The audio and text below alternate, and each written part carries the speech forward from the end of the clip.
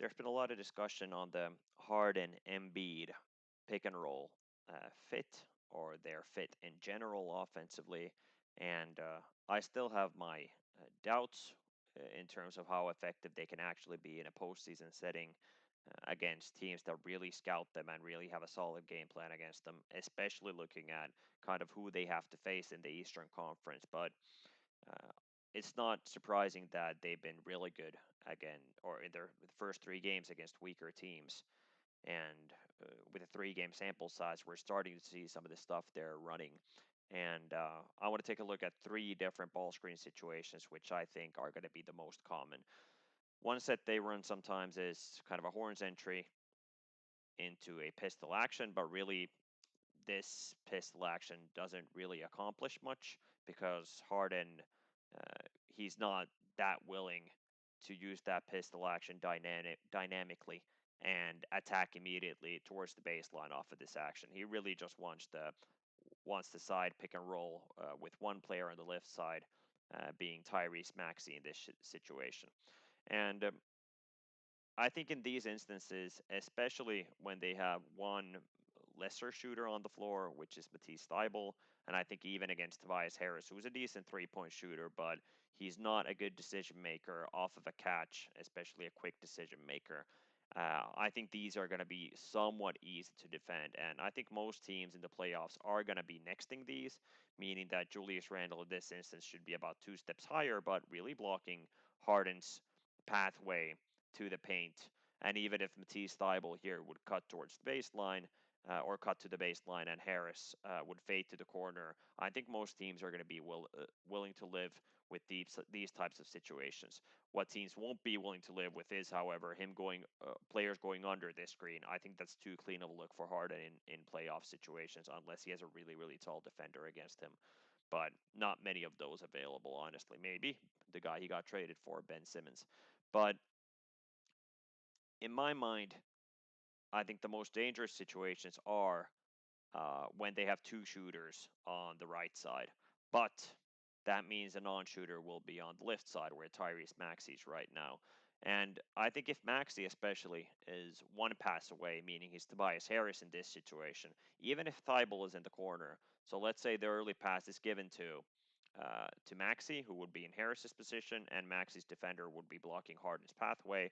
That means the defender on the far side, who's Evan Fournier in this situation, would be then stunting or even switching uh, to the player catching the ball, meaning Tyrese Maxey in my hypothetical situation, and he's good enough to attack that closeout or possibly giving that extra pass to the corner for a really wide open closeout. That those situations are going to be tough, but even with guys like Danny Green, Tobias Harris, guys like that, it's going to be easier to stunt from one pass away and recover to those shooters, especially if this is done correctly. In this situation, obviously, the defense isn't nexting. Mitchell Robinson is being quite active, being high, even though it's a drop coverage. That makes Harden think, and then Harden just decides to use the rescreen. And obviously, I wouldn't be going under against these. But in either empty side pick and roll or with one player on the left side, I would not be using them too much if I was Philly, unless the spacing was completely ideal.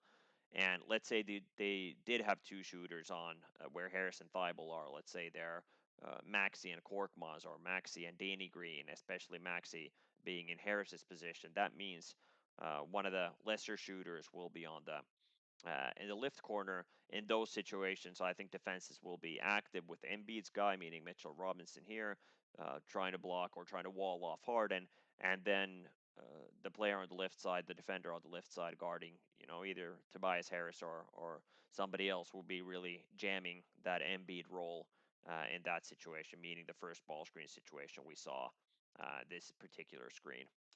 So with Philly's personnel and also the fact that Embiid isn't the greatest vertical threat off of these roles, I don't expect Philadelphia to be running too much of that. But obviously, just to mix things up, they will obviously have some of those actions with regular kind of side pick and roll situations.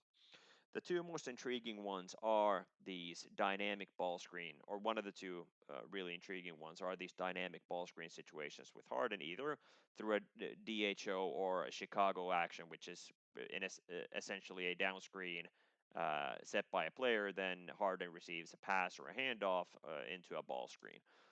In this situation, it's Tyrese Maxey giving this handoff, and then it's actually a double ball screen that Philadelphia plays here. Let's go back to that double ball screen situation in a second. This is still their previous situation, but when Maxey uh, does give this screen or does give this handoff. It forces Harden to come toward the ball.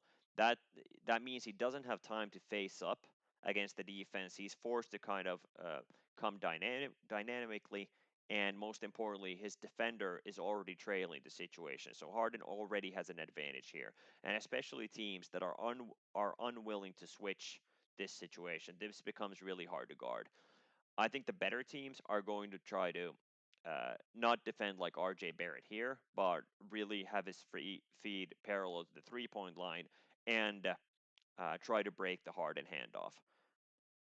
And I think against those teams, Philly is going to really go away from actions like these. That's I think when they'll go to those Chicago actions, meaning they'll set a down screen for Harden first.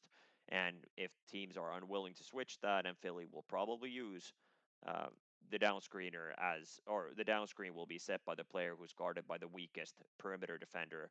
So in those situations, I don't think teams are going to be switching that action. So Harden will be able to get that handoff even against defenses that try to really break that action. Maybe they'll try to top lock him. That's one option to try to kill that. But I think these are actions that are going to be really dangerous for Philadelphia coming into the postseason. But when Harden does get this dynamic handoff, his defender is somewhat trailing. Here, obviously, New York switches this situation. Again, Philly will play actions like this where the defense won't be able to do this. But when Harden is forced to come off the handoff really hard, these situations are extremely difficult for the defense, especially if they're also unwilling to switch that. Uh, Tobias Harris ball screen here, where you see Julius Randle really low, and Embiid realizes he doesn't even need to hit this screen; he can just roll. And boy, when Embiid rolls this hard this early, this is going to be a really, really difficult situation for defenses to try to contain. Uh, And honestly, when Harden is coming hard like this, I think he has by far the highest potential in terms of this Philadelphia team and really being a dangerous both playmaker and a scorer. But I think we've also seen clear evidence that Harden doesn't like to use these situations as much, especially throughout or through the entire game. It tires him out somewhat, and I don't think he's as capable making reads off of dynamic screens like this. Although he's the possibly one of the greatest stationary or stagnant pick and roll users and playmakers of all time. I don't think he's as good in these situations. This is a really good decision. Makes a hard drive. Mitchell Robinson is forced to guard 1 against 2. Mitchell Robinson tries to contain the floater, but this is a really typical shot for Harden to make, and obviously that opens up the offensive rebound for Embiid. But I'd be surprised if Philly runs a ton of these. In terms of the double ball screen versus the single ball screen, in double ball screen situations, you do have room for Mitchell Robinson to help out on Harden earlier and for Julius Randle to hit Embiid. And most teams in these situations will try to switch that Harris ball screen. Most teams actually in most double screen situations will switch and weak, meaning switch and ice. So Harris's guy, Randall, would be on the top side of Harris, right here switching and then jumping in front of Harden and icing that ball screen. But Harden obviously is really, really crafty at attacking ice coverages, and he's able to snake or put his man in jail in those situations. So that becomes risky. But I think the teams that can actively switch this Harris ball screen, force Embiid to also hit his screen, will be able to break these the best. But when they're dynamic handoffs, dynamic screens, and Embiid is the single screener, I actually think that becomes the more dangerous read for defenses to have to game plan against. So we'll see how that goes going forward. But again, I think Philadelphia will not be running a ton of these. And by the way, Embiid just going directly and sending a handoff for Harden, those screens will be broken. And by better defenders, they're going to overplay Harden. And most importantly, that means Embiid's defender will not have to help almost at all. So those fake handoffs that Embiid likes to give, where he's giving a handoff and doesn't give it and attacks the basket, that's not going to be there. If Harden was a more active off-ball player, more willing to work off the ball, and obviously he wouldn't have to do so much. He'd have the energy to do that.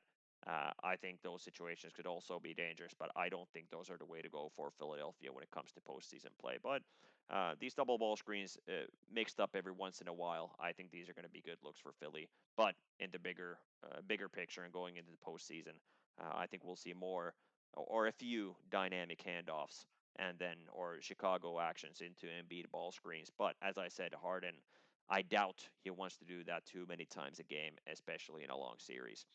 But the most dangerous type of ball screen, which I think Harden really loves to use, is pretty much what Philly ran throughout the entire end of the game, and what we've seen in all three games so far. But in the second meeting against the Knicks, and this is why I wanted to save it as the last clip here.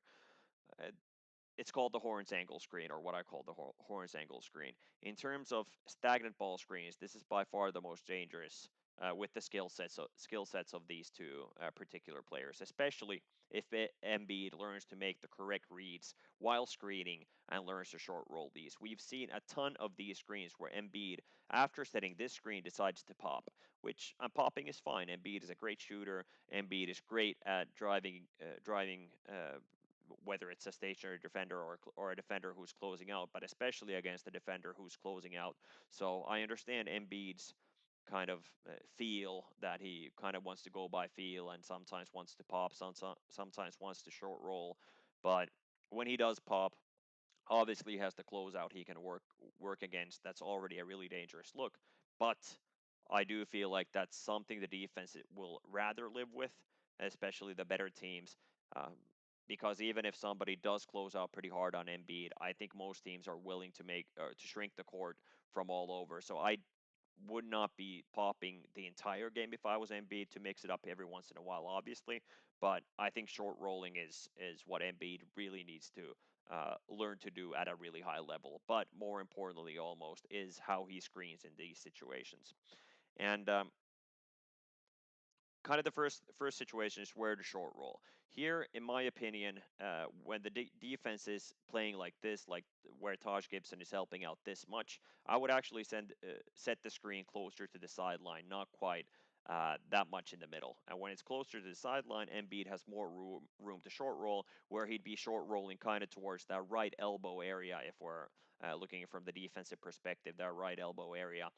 Uh, that would make the closeouts to the guys on the two-man side, so Maxi and Thibault, if Thibault was in the corner, really, really long. Obviously, they like to use Thibault as a cutter. That makes it a 2-on-1 situation pretty much with Embiid and Thibault, and obviously Maxi's defender, who I think is Randall here. No, excuse me, Randall is on the weak side. That's Alec Burks uh, defending against Tyrese Maxey. Anyway, he would have to stay home. But especially when Phillies puts two shooters on that right side, Danny Green, Tyrese Maxey, Furkan Korkmaz every once in a while, and so forth. In these situations, the floor becomes so big for Embiid to work with. These are going to be really, really difficult to stop if the defense allows this situation to happen. So, what can the defense do, or what will defenses do in the postseason? In my mind, uh, the by far the best option against defending this really trendy screen, which is the horns angled ball screen, is to simply break it. Now, obviously, how many defenders can actually break this ball screen, especially when it's Harden, who's a master uh, at getting to the free throw line and flopping for calls. But I don't think those calls are going to be there as much in the postseason. But there are a lot of guys who can, in my mind, kind of defend these or defend this action where they can break the ball screen effectively and without fouling.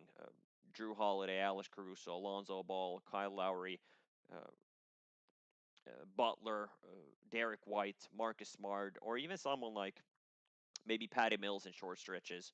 Obviously, Patty Mills is not the greatest defender at his age anymore, but guys who are really, really good at sticking or taking the space away off of the ball handler, those types of players are going to be effective and really crucial in these situations. So obviously, I just named some of their biggest threats in the Eastern Conference in terms of Milwaukee, Chicago, Miami, even Boston, and possibly Brooklyn. Brooklyn is obviously going to have more issues defensively against Philly than those other teams, but just to give a few examples. And those players, if they're willing to break the screen, that means Embiid has to hit that or has to be able to hit that screen. If the on-ball defender is breaking the screen every time, if Embiid doesn't hit his screen and he just starts to short roll, the short roll isn't there, and Taj Gibson can just kind of take that short roll away and take that passing angle away. If Embiid, however, does hit, that means he has to stick there for a little while, and the short roll timing becomes more difficult, and all of a sudden he can't roll as quickly as he does here, but he would actually have to stick with the screen, hold the screen a little while, and then start to short roll. And all of a sudden, the angle becomes more difficult in that situation. But if it's played closer to the sideline, it's still going to be there, especially if Harden comes really hard downhill and engages his defender. And that's, I think, the biggest if in this entire situation. I'm not as worried about Embiid's ability to hit the screen or even to develop this short roll habit. I'm more concerned with Harden being a little lazy and trying to kind of read the defense without attacking. But when he does attack, when he does engage his defender, and Embiid is willing to hit the screen, that's when defenses are going to have to react even further. And to me, the only thing you can do is emergency switch in that situation. Do you want to switch with Harden and Embiid? Obviously not. Embiid will kill you every single time against the switch. But in this particular instance, when Embiid would be a little closer to the sideline, the angle for the short roll would be better, and Embiid would be catching the ball against the switch where Barrett would still be going under. He realized the screen will hit.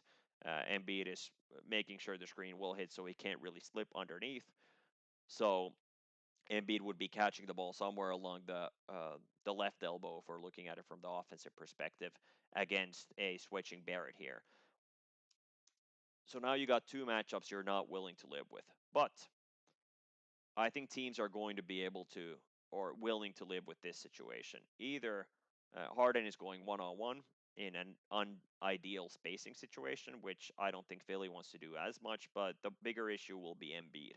When Embiid does get the ball against the switch, I think most teams or teams what we could see happen is just simply double off of Harden immediately when Embiid gets the ball. The reaction will be to give Harden the ball back, but Harden's not the most willing cutter, and even if he does cut without the basketball, then Randall could switch on to him, and whoever was guarding Harden originally could uh, could react and go back to Harris against that. Again, that's a long closeout, but at least you're making the defense do or the offense do things you don't want them or the what the offense doesn't really want to be doing.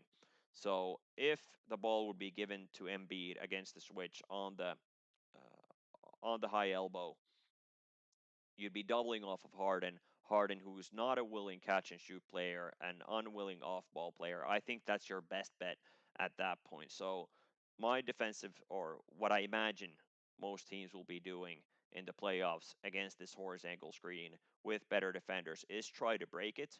And if the screen starts hitting, be be ready to react right before the screen hits, get underneath, switch that action, and then after that action is switched, then probably double Embiid once he gets the ball, and then scramble back to your guy, hoping that Harden is not going to be cutting or creating much chaos without the basketball. And it will be interesting to see how Philly reacts to these situations because these are simple actions. Philly does not have the personnel yet around these two guys to completely um, kind of add to Harden and Embiid's dominance already. They have a few iffy shooters. They have guys who aren't the quickest decision makers off the catch. I'm really interested to see how the playoffs will go and what teams are going to be doing against this two-headed monster of Harden and Embiid. But still, I'm kind of sticking with my opinion that this combination of Harden and Embiid is good, but it's nowhere near perfect. And I actually do think it has some major flaws, especially with the roster around them.